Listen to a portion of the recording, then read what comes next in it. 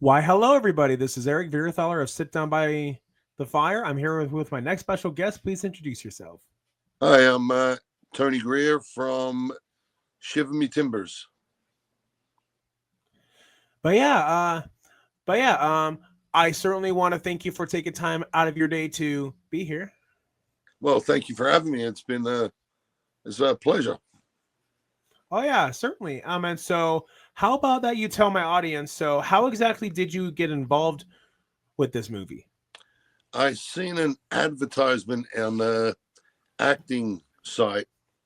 I applied for it. Paul Mann, the creator, the writer, director, I met up with him and he liked my size, my height, and my build for the evil, monstrous, shall we say, Popeye character.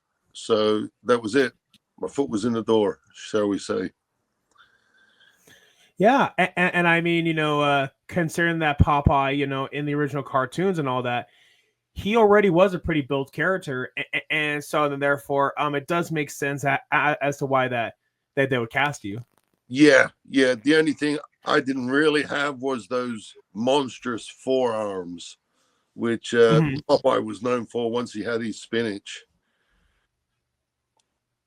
Right, yeah, but I mean, I haven't seen the movie yet, so I can't comment. But I'm pretty sure that if you really felt inclined to, it could have been something like that could have been done with makeup if you felt like you wanted to go down that route. Yeah, Paul himself wasn't too worried with that side of Popeye. He was taking a slightly different look at Popeye. He was keeping the basis of Popeye there, Right. the whole character, but he was putting a little twist to him. Because I didn't keep the original Popeye, the sailor costume. It was more like fatigues I'm wearing in the film. Right. Makes sense, and I mean, considering that Popeye is a character that has been around like for longer than both of us have been alive for, Yes, and yeah, so definitely. and so therefore, it does make sense as to why that they would want to do a new take on the character. Yeah, I mean, I'm sure you've heard there's another couple of Popeye movies that came out this Yep. year. Um, they've stayed original with the character, whereas we took that little twist to try and maybe a little bit edgier look at Popeye. Yeah, which and I mean it makes sense. It's because that with all the competition that you have, and I mean, of course, you definitely do want to make yourself. I mean, you definitely want to try to make yourself be as unique as possible. Yeah, that's like the actor's idea. You want to stand out in whichever way you can, and the directors and writers as well. They want to stand out in whatever they've done, whatever your work is in this industry. You try and stand out just that little bit. Right, and right, yeah, and I mean, of course, Terrifier, I feel like is a really good example. It's because there has been a lot of killer clown horror movies, and then honestly, I got to the point where I felt like I don't really think you can even do anything else with that concept. But then along came Terrifier, and then it definitely Exactly. proved me wrong. Yeah, exactly. You went from that, I don't know, that happy looking clown to just this black and white terrifier, to quote the Hmm. movie. You didn't know, is this a clown? Is this, uh, just it was well done. It was that different look that they were looking for. Oh yeah, certainly so. And so yeah, and so with that said about some of the other Popeye horror movies, and I mean, all of this is allowed simply because the character of Popeye went into the public domain, which is the same thing that happened with Winnie the Pooh when that went into the public Yeah. domain. It's the same thing that happened when Mickey Mouse's first appearance went Mhm. into the public domain. So yeah, so I guess what are your overall thoughts like about what's going on now, like with all of these properties going to the public domain and then they're being turned into horror films? I think it's great. I think it's great because, like you're saying, we Popeye's just come into the public domain the beginning of this year. Mm-hmm. Um, I think at the beginning of this year in the States and Canada. I think it was last year over here in parts of Europe. But I think it's great. You get to see how people want to interpret things. Mm-hmm. And people saying horror's dying off, but I don't really think it is. You get Right. crazy people out there who like see a clown and turn it into the Terrifier, or see Winnie the Pooh and turn him into this crazy bear that nobody wants to go into the woods again, or Popeye. You got different types of Popeyes out there. It just leaves people's imaginations to just run wild with it. Right. Yeah. Exactly. It's because of this current trend, this right here, like, is showing to people like all the creativity, like that can happen once you take advantage of the public domain. Is because I met so many people when before the Winnie the Pooh horror movie was made, so many people were saying, "Yeah, I never would have ever thought of turning Winnie the Pooh into a character, into a horror film character." But then, and then it went public domain, and then and then somebody's imagination, thought, hey, But we that should turn that upside down and then turn it into a horror film. exactly with so many things nowadays getting turned upside down, like you just said. Why not these lovable characters we all grew up with? Winnie the Pooh, Popeye, clowns. There's so many out there to name.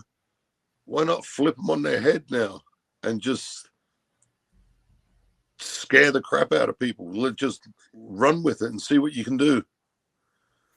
Oh yeah, exactly. And but yeah, I mean, I can imagine that for you, knowing that you got to play an iconic character. I mean, I can imagine that that feels pretty awesome. Yeah, no, that when I first got the part, I was like, okay, yeah, I've got the part. But it wasn't till um what day was it? It was the costume day. We went down to try on out all our costumes and makeup testing, and I had the makeup on, and I was like, man, now I'm the actual character. Now I'm Popeye. It's like, whoa! It took a little bit to settle down and sink in, but no, it's fantastic. It was a bit daunting at first because the last real Popeye character wasn't the horror. It was, I don't know if you remember, Robin Williams. Yep. So it was kind of daunting having such big shoes to fill, even though it was a completely different genre. But it was like Right. Robin Williams is the last person to do Popeye, and now I'm stepping into those shoes. It's like, whoa. Yeah, I can imagine. Yeah, I mean, like what you said, I mean, stepping into the shoes of a role that Robin Williams played, it's both exciting, like for you, but it's Yeah, also really intimidating. It's because you feel like that's just such a high bar. no, definitely is because, yes, it was a different genre, but it was Robin Williams. He was such an iconic actor in whatever roles he played. It was, oof, I'm sure he could have done a brilliant horror movie as well. I'm sure, yeah, and and now that you mention it, I definitely am now curious. I'm as to what his take on like a horror film version of Popeye would have. You know, I Yeah, you know it's just that curiosity. yeah. It's a shame he's not around to give his verdict. But knowing Robin Williams, it would be a lengthy opinion, and it would be funny. I'm sure he'd enjoy it. Yeah, and I mean, as far as what I'm aware, I believe that Robin Williams actually has done a few horror films before, and so therefore it wouldn't have been too far fetched.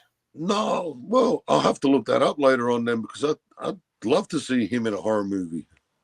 Right? Yeah, exactly. I mean, granted, I don't know like how accurate that is, and so take it Yeah, with a grain of salt. But at the same time, knowing just how much of a phenomenal actor he was, I'm sure that he could have pulled it off. Oh, without a doubt, without a doubt, he would have nailed it, whatever horror role he was going for. Oh yeah, exactly, yeah. And so when you filmed the movie, how Mhm. exactly was it like on set? Oh, it was fantastic on set. Just everybody was hyped up and kept everybody going because we were most of it was shot at night and it was very cold time of year Right. here. It was coming in September, October time, and it was cold. And I'm running around in a pair of fatigue cargo pants and like just a tank top covered in fake blood. So I'm even colder. But the funny thing on set was the first time people got to see me in character with the makeup and all the prosthetics on because I was in getting the makeup done for hours upon hours. So people were coming and going, doing their scenes, getting touch ups. And then they seen me, and everybody was like, oh my God. They were just floored with the makeup and the prosthetics and everything that went into it. So it was it was amazing on set. Absolutely amazing. Everybody kept everybody going in between takes. You're sitting there freezing, huddled around a fire. But it was good. Good energy. So yeah, so basically it sounds like it was a double-edged sword. It sounds like that it was a positive experience, like as Oh, far as the energy that you got yes. off of people, but it's just that cold must Yeah. have definitely took a lot of resilience.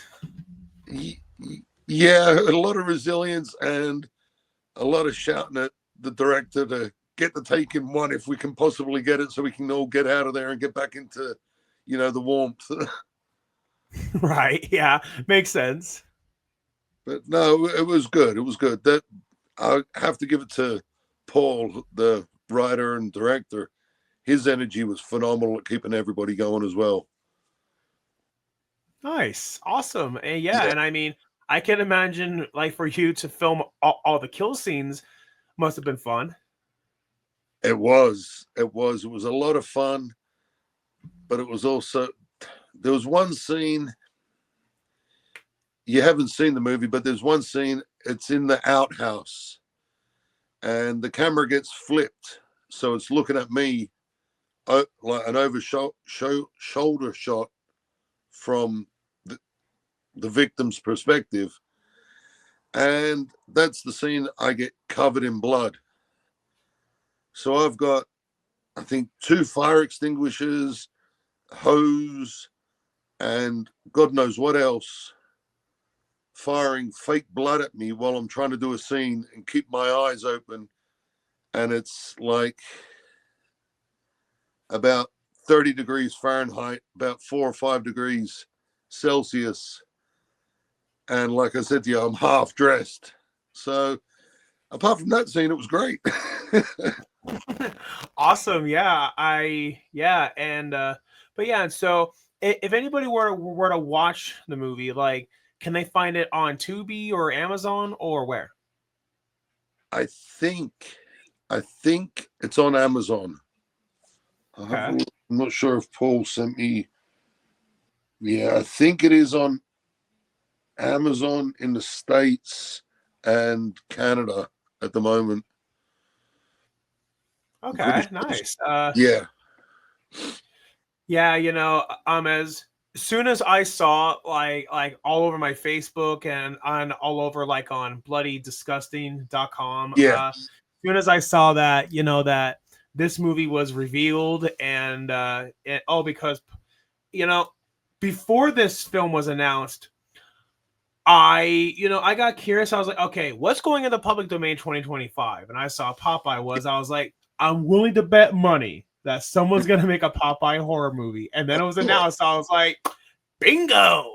of course. So somebody had to, like we were saying earlier, somebody like Generation X have grown up with this stuff and they've decided We're going to twist everything from our childhood. Let's just flip it upside down now and run with it.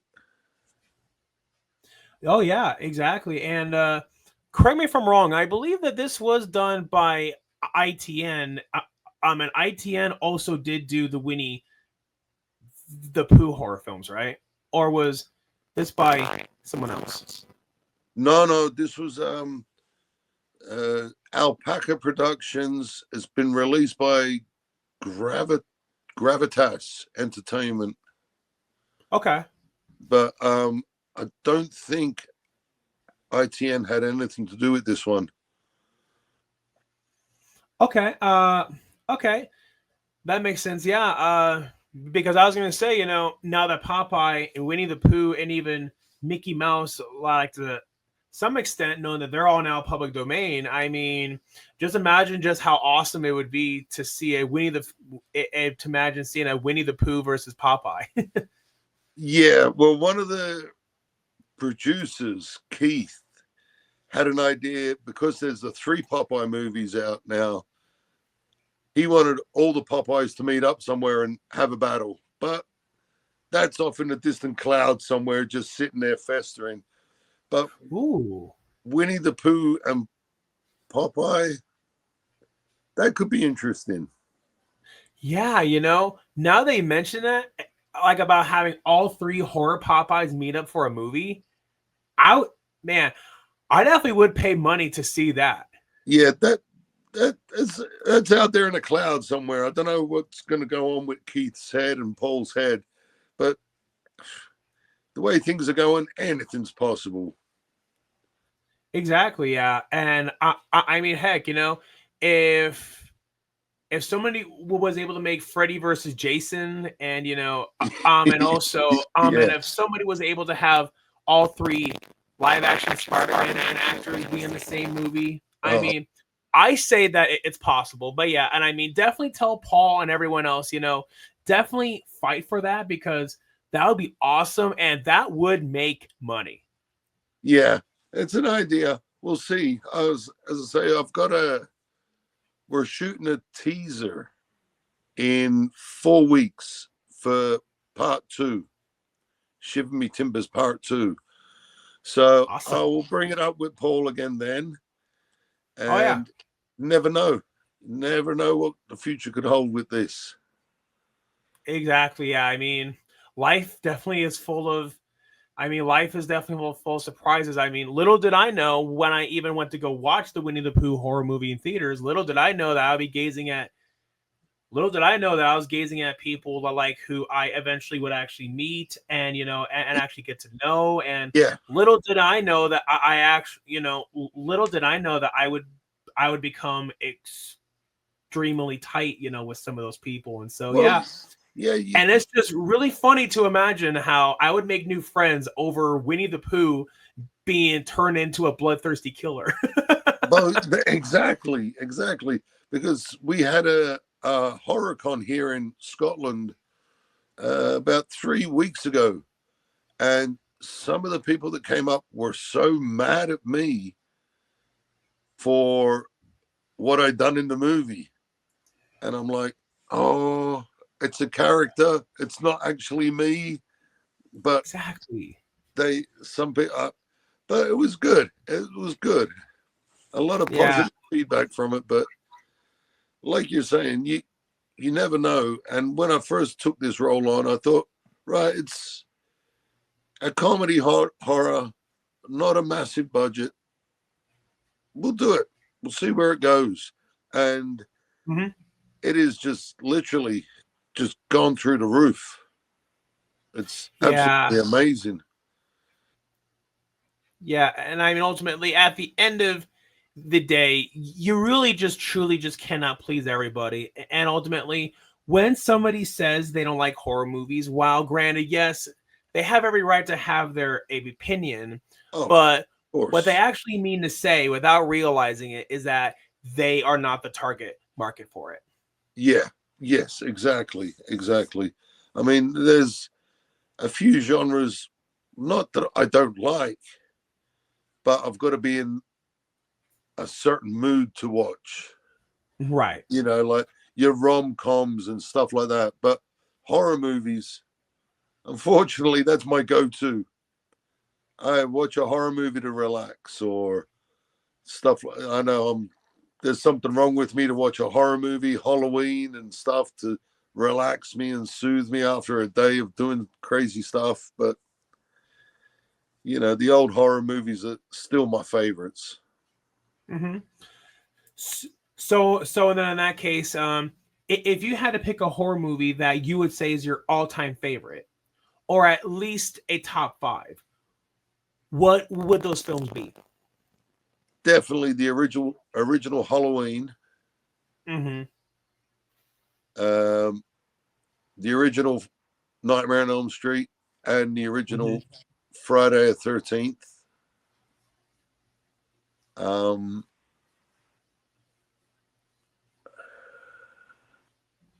it's a horror.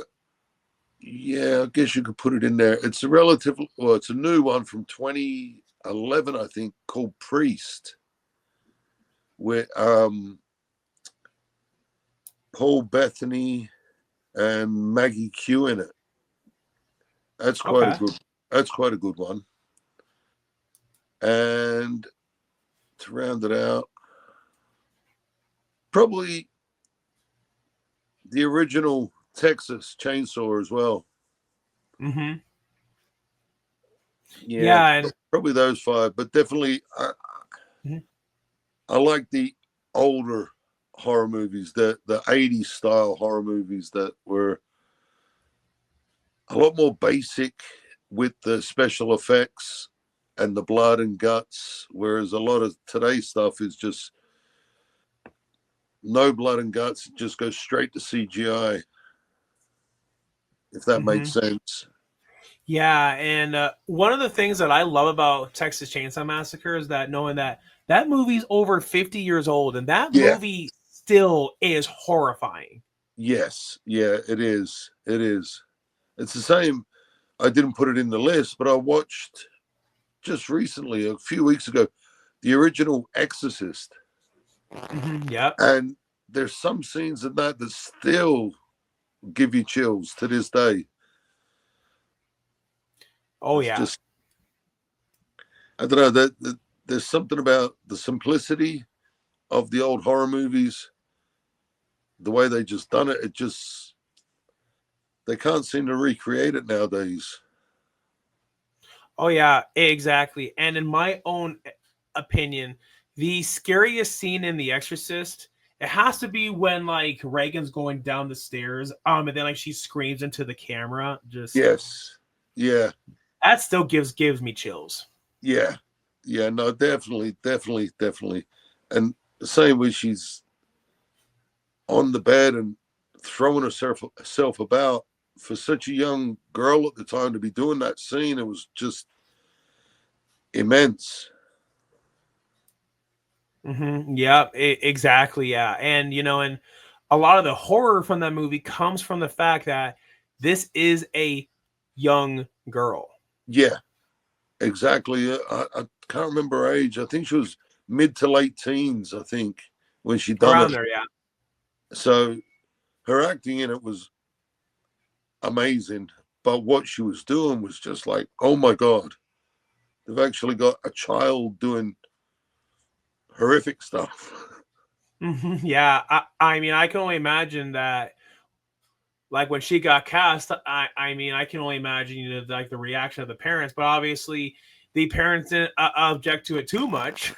No, well, yeah, she would have got, they not saying her parents were just looking at the paycheck, but she would have got paid decent. And I'm not sure if she needed therapy afterwards, but I certainly would have.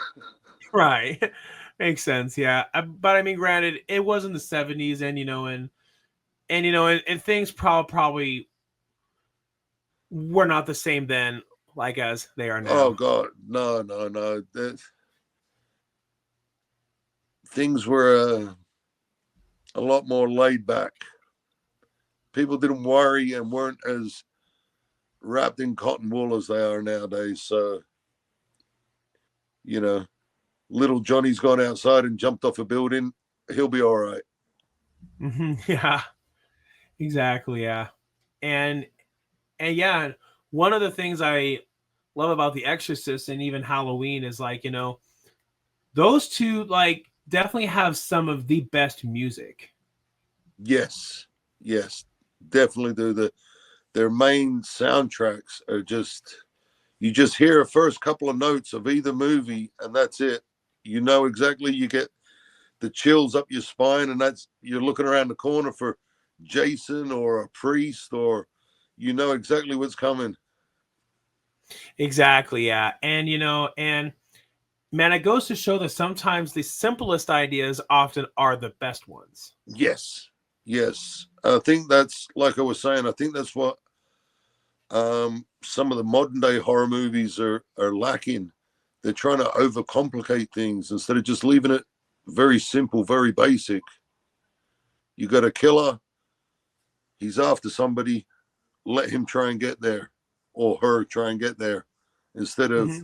all this, you know, somebody trying to save the killer and this and that. Just let them go, have fun on the way, and see what who else they get involved.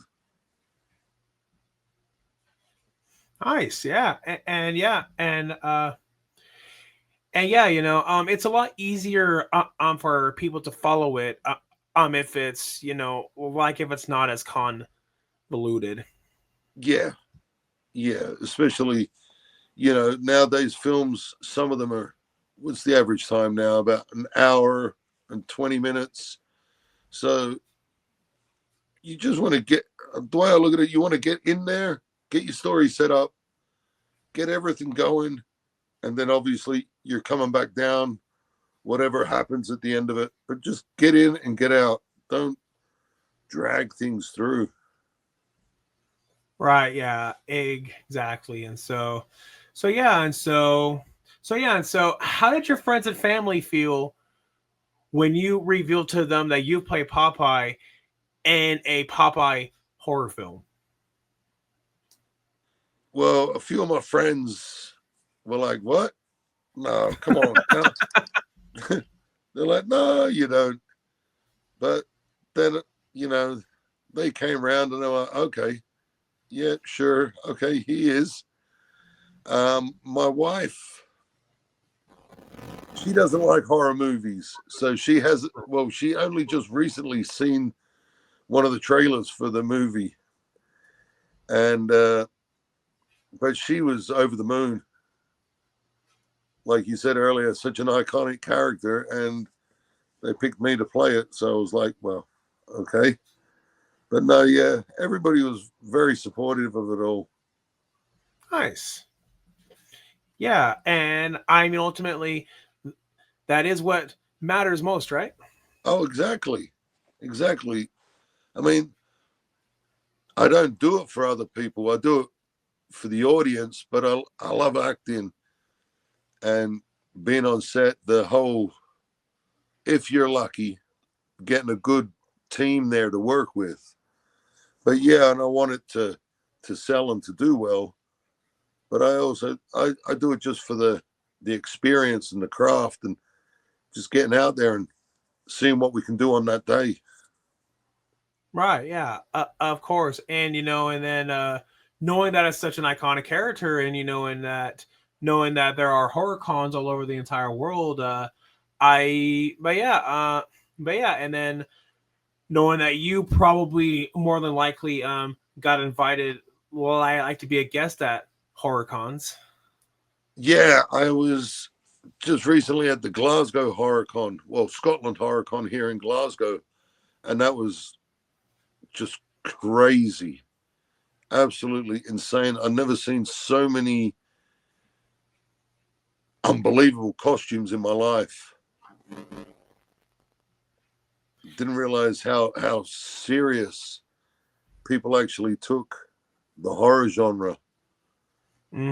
Oh yeah, and I mean the horror genre really has its dedicated fan base, and I mean like basically if you make any sort of horror movie, and I mean those are the kind of people like who will rush out and will go see it, and they'll pay to see it, and they will Yep. financially support it, and yeah, and then that's actually one of the reasons why that horror is one of the most profitable genres, like Yeah. for indie films. Yeah. It wasn't until that day. I mean, obviously, I knew there was a big following to horror. Otherwise, they still wouldn't be making them. But it wasn't Right. until the day that I was actually at the HorrorCon and standing there, and you see the amount of people, and we've just come out this film, but the amount of people that had masks on of Freddy, of Jason, of Michael Myers and Michael, all. they had the Ghostface killer mask on, everybody, and I was like, my God. And then Paul's nudging me, that could be you next year. I was like, okay, let's hope. And then, well, and then the rest is history, right? Well, let's hope. Let's hope. Yeah. Yeah, I mean, well, one of the things that I always say is that the moment somebody asks you for your autograph, that is one of the biggest compliments that you could ever get. Yes. Yes. It's surreal because, like I said, I'm just doing the acting because I like acting. Right. It's a job unlike any other job. You go there, you get to mess around and do crazy stuff that you wouldn't do on a 9 to 5. And then we're at the HorrorCon, we're promoting the film, and people are coming up. Oh, you're Popeye. Can I get a photograph? I'm like, okay, yeah, sure. So it's very surreal that people want to take a photograph with you. So it took a couple. I had a few photographs, and it took a couple to get used to. Strangers. Can I get your photograph? Like, okay, sure. But, Yeah. And then afterwards, knowing that that these are the kind of people who will post very enthusiastically on their Facebook and Instagram, yes, saying, "Oh my goodness, I met this person," and then yeah, knowing that that person is you. yeah. I know it's weird. Yeah, it's still sinking in because it's still relatively new, this film, but it's still really, really weird. It's unbelievable. It's stuff that you see, like your Ryan Goslings and Mm-hmm. all the top actors.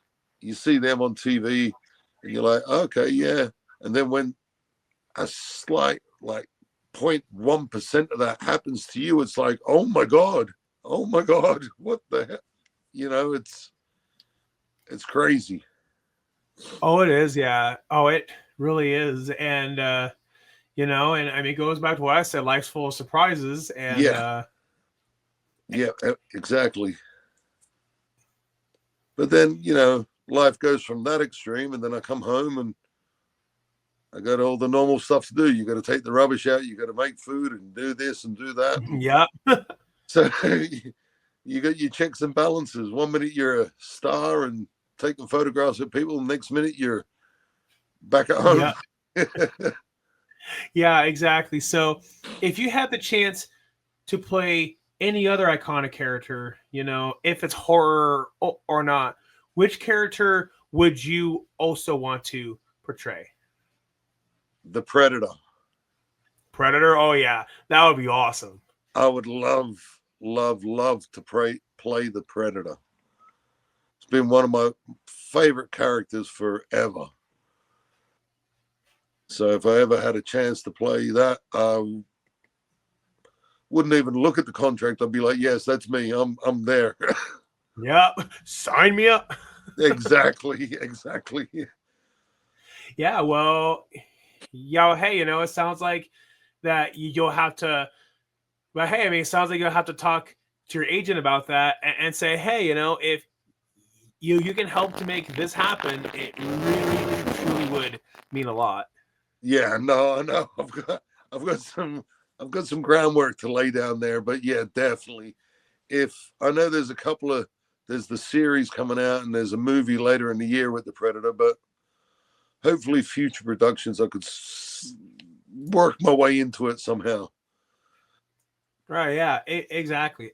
And I mean, hey, if it's something that you really want, but yeah, and I mean, just as long as you work hard towards it, and and if you set your mind to it, anything is possible. Exactly, exactly. That's what I tell people all the time. That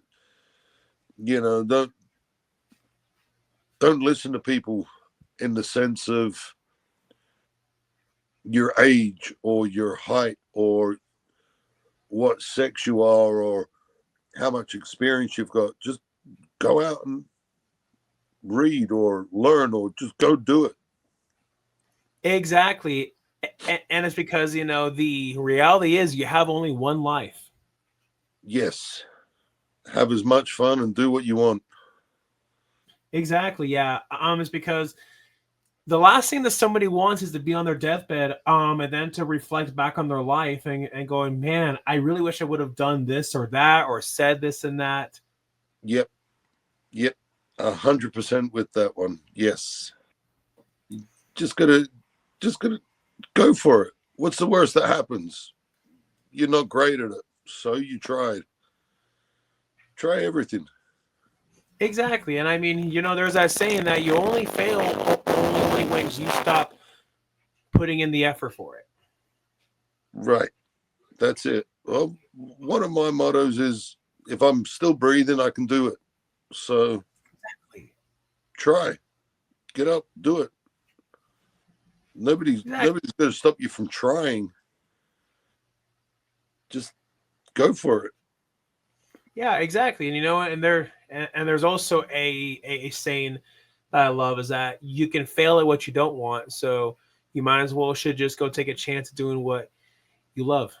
Hey, well, yeah, yep. You never know what you'd like doing. When I was younger, I didn't. Well, I thought about like lots of people. Yeah, I'd love to be an actor, but I didn't have the right confidence at that stage of my life. And then years later, I got into it, and I was like, dude, I should have done this years ago. This is amazing. So, you know, try everything. It's better than trying nothing. Exactly. Yeah. So besides so yeah, so besides so yeah, and so besides, with like the Predator who you just said, Mm-hmm. would there be any other iconic characters that you would love to Ooh, portray? maybe something in Star Wars. I don't know which character, but yeah, somebody in Star Wars. I mean, I definitely think that you could make a really good Darth. I Oh, mean, like with Darth Vader, oh, that would be cool. I don't know if I'm tall enough. I am tall. I'm 6'3", but Darth Vader. Oh, that's a big set of shoes to fill right there. That's oof. But yeah, I'd give it a go. Yeah, yeah, and I mean, heck, heck, you already did step in big shoes. It's Yeah, because of with Popeye, you know, the last actor who played him, well, like, was Robin Williams. So yeah, I know it's huge shoes to fill there. But Darth Vader as well. That's yeah. There's something daunting about Darth Vader. Is I seen. I used to live in L.A. and there was a shop that had all sorts of memorabilia, Hollywood memorabilia in it. In it, it was the first time I seen like a life-size Darth Vader, and I got mhm. chills just seeing the Darth Vader. So yeah, the actual character would be something else. Right, yeah, and there's just something about the way, like, as to how Darth Vader would breathe and that mask, like it Yeah. just sends shivers down your spine. Oh, definitely does. And it's the iconic James Earl Jones voice. That just that's the icing on the cake right there with Darth Vader. Oh, it is. And it's just a real shame, like by the fact that James Earl Jones passed away. Yeah, That sucks. yeah, yeah, it does. But I know he did give Disney the rights to use his voice in future. So Darth Vader could come out anytime again. Yeah, and I mean, from what I heard, what they did is that since it'll be really hard to find somebody who sounds like James Earl Jones, it's because of his voice is just so Yeah, unique. Instead, what they're gonna do is that they actually are gonna recreate his voice using artificial intelligence. that yeah, yeah, that could work good then, because the way they're advancing with it, it won't sound so robotic. They just tweak it. Yeah, that could be good. Oh yeah, exactly. Yeah, because I mean, doing James Earl Jones's voice, I mean, that's gonna be hard.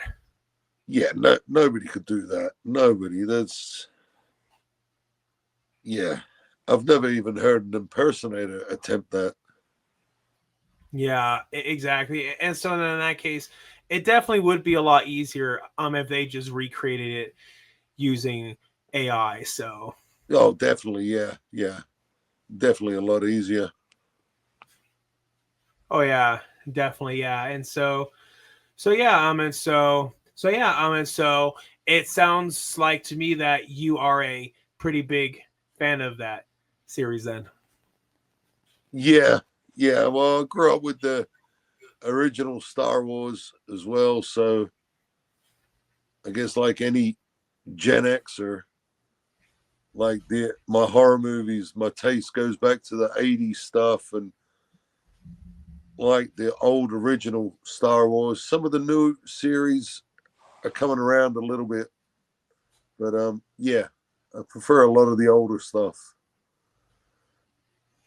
Nice, yeah. And I mean, with the newer Star Wars movies, I mean, I didn't mind Rogue One, but just the new trilogy, at least in my own opinion, I think Episode 7 was the best one. I mean, while granted, yes, a lot of it was a repeat of A New Hope, but Yes, at least, at least it had the entertainment value to it. yeah, The yeah, Last Jedi, I can see why that one, divided people as much as it did.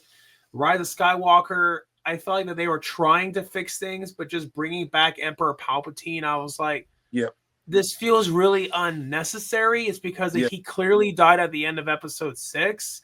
So yeah, I feel like that I felt like that really ruined the ending of Episode 6. And it's like there was no build up to having him come back. So it's like, okay, this came out of nowhere.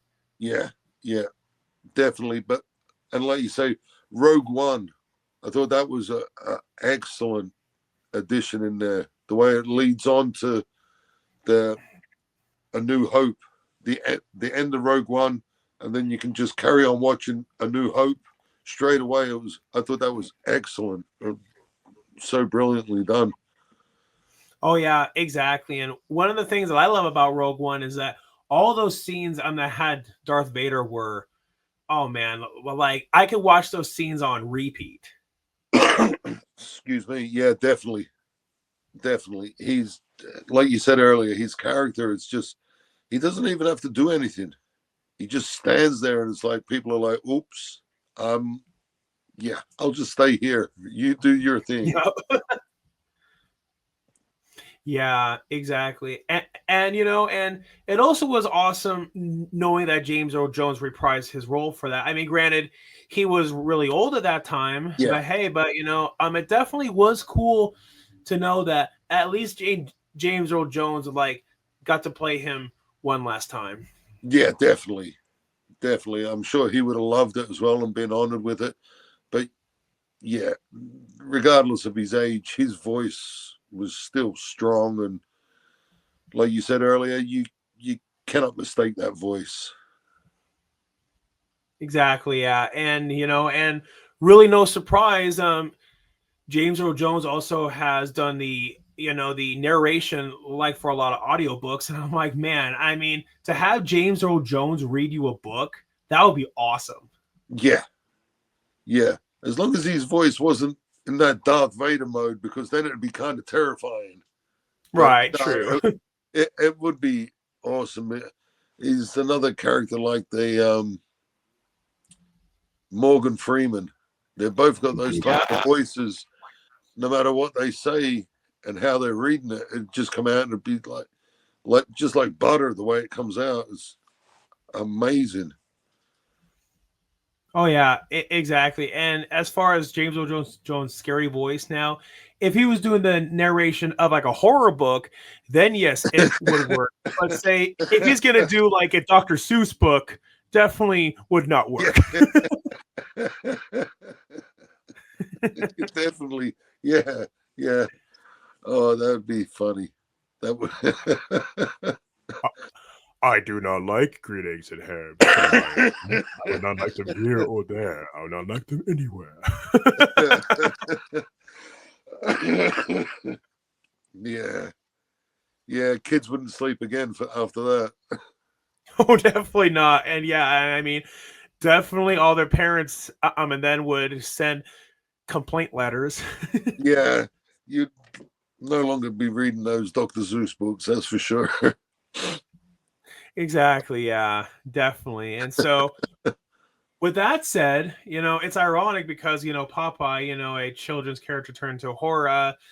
They actually did do they actually like did do the Grinch like as a horror movie, but just the loophole with that is that so the Grinch is not in the public domain, but they got away with that under parody law. uh,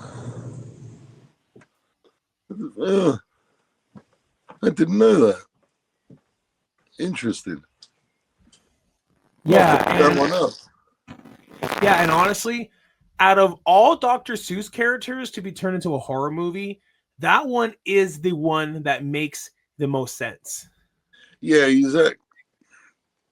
yeah, because you see all these videos and kids are just terrified of the Grinch anyway. So Yeah. might looking to see when he's in public domain. Yeah. It definitely will be a while since that the Grinch book was made in like the mid 1950s around there. Yeah, so it won't be for quite a while then. Yeah, it wouldn't be. And so that's the reason why that they and then had to use parody law. Yeah, I'm And sure. so yeah. So with that said, they just couldn't legally call him the Grinch, and so that's why instead they ended up calling him the Mean One. That's yeah, it's a shame, but It is. these public domain, you don't want to get sued before you even get Yeah. released. So yeah, Yeah, and I mean, especially with, especially with like the Dr. Seuss estate, and also even with Walt Disney and yeah, all these other companies, it does make sense. yeah. Oh, definitely, definitely. You don't want to get, like I say, you don't want to get sued before anything happens, and it could be, you know, waste of everybody's times. But Yep, it'll be a waste of money and time, and yeah, it can really backfire. definitely would, definitely would. Definitely. So, if you had the ability to turn um any children's property into a horror film that has not been done yet, which property would you choose? Into a horror film. Yeah. It's not that far fetched from the type of thing, but probably something like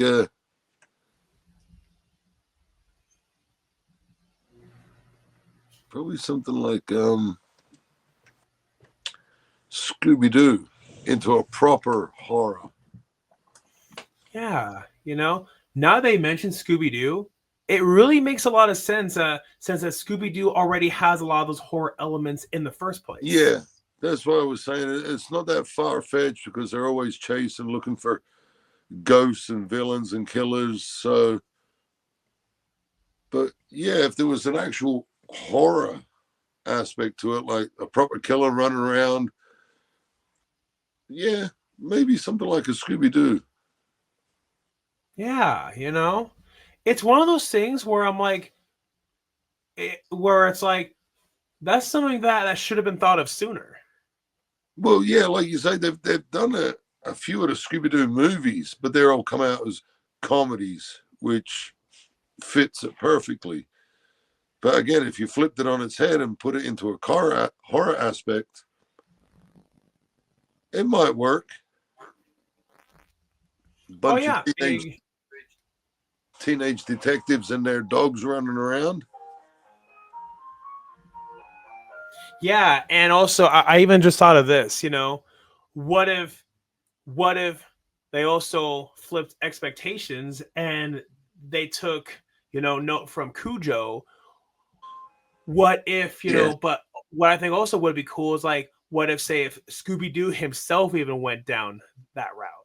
yeah. Scooby was the killer, as in like a Cujo. Yeah, anything could happen. Mm-hmm.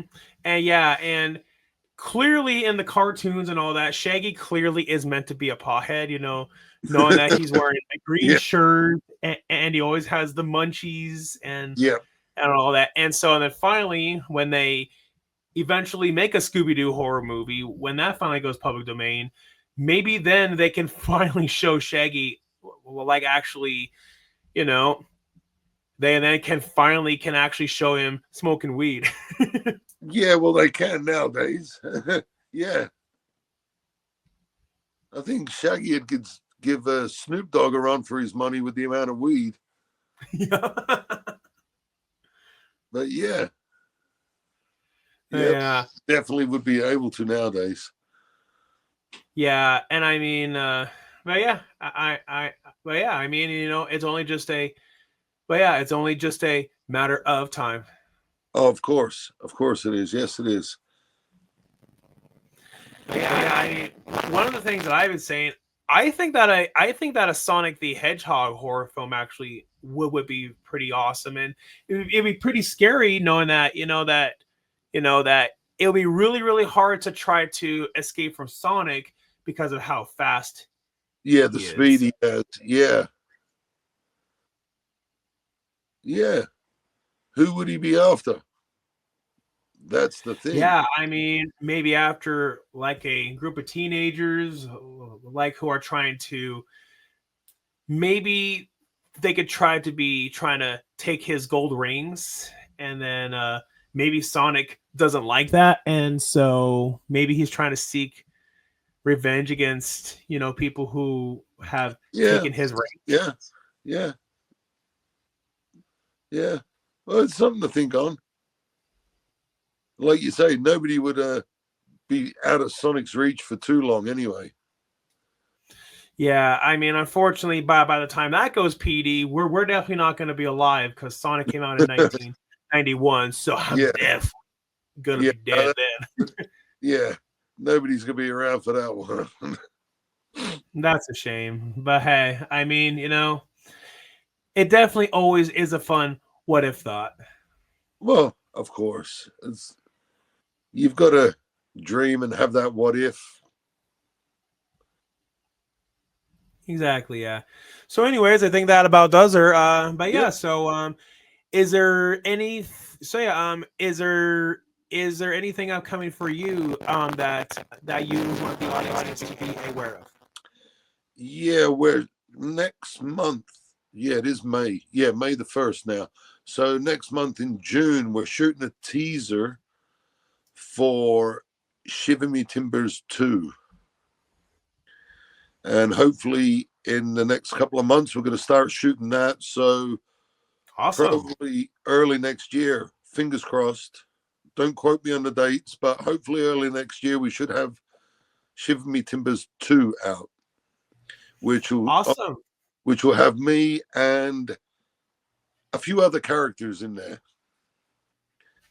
I can't say much more than that. I have been in talks with the writer and director, but yes, there is a second one coming out with myself, Popeye, and a few other characters with the same.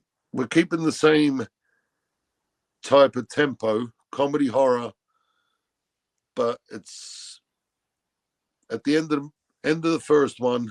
Popeye's migrated to New York, so the second one will be set in New York City. Ooh, Yes. that sounds exciting. So 80s New York with a murderous Popeye and That other sounds amazing. and other characters. That's amazing. As soon as the teaser's out, I definitely will be sure to share it on all forms of my social media. When we get the teaser done, and I'll get a copy off Paul, I'll forward you a copy. Thank you. Not a problem. Thank you so much. Yep. If all my kind viewers, and if they can give, Tony here a follow, like, on Instagram, and please show your support. Please go watch Shiver Me Timbers up on Amazon, and and I definitely would love to have you back on again. Definitely, it has been a pleasure being on, and Certainly. yes, as I say, once we get this next one going, you'll be the first port of call. I'll let you know what's up to date. Thank you, man. Not a problem. Anytime. All righty. You have a fantastic day. You too. Thank you. Of course. See ya.